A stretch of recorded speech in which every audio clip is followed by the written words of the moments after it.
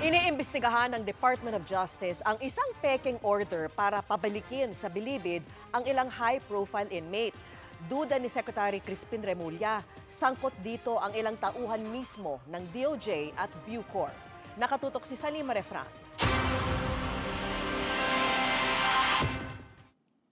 Mistulang opisyal na order ng Department of Justice sa unang tingin. Pero dinuktur daw ang dokumentong ito para subukang ibalik sa bilibid ang 12 drug lords at high-profile inmates na inilipat na sa Sablayan Prison and Penal Farm sa Occidental Mindoro. Cut and paste ang ginawa sa pirma ng Justice Secretary, habang ibang memo circular naman ang nilalaman ng barcode. Ang 12 PDL sa peking order, bahagi ng Bilibid 19 na tumistigo noon laban kay dating Senador Laila de Lima dahil sa involvement raw nito sa kalakalan ng droga. Inalis sila noon sa bilibid habang tumetestigo at ibinalik lang kamakailan, pero inilipat muli sa Sablayan matapos makita sa investigasyon na may kamay sila sa mga gulo sa bilibid.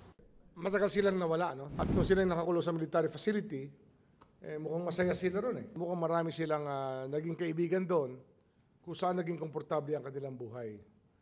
At nung dumating muli sila sa Bucor, ay hindi na pareho ang papel nila sa dati. Yung siga, hindi na siga masyado pagbalik kasi nasa likod na siya ng pila. Malalim ang investigasyon ng iniutos ni Remulla. Sasailalim sa forensics ang email para matukoy ang mga nasa likod nito at kanilang mga kasabwat. May empleyado yan na kasabwat sa pagpapalabas niyan.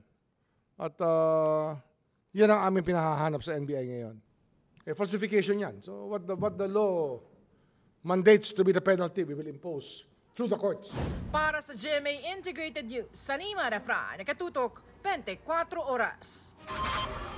Susunod. Mga kapuso, kasama nyo kami 24 oras. Mag-subscribe sa GMA Integrated News sa YouTube. Sa mga kapuso abroad, bisitahin ang GMA Pinoy TV at www.gmanews.tv.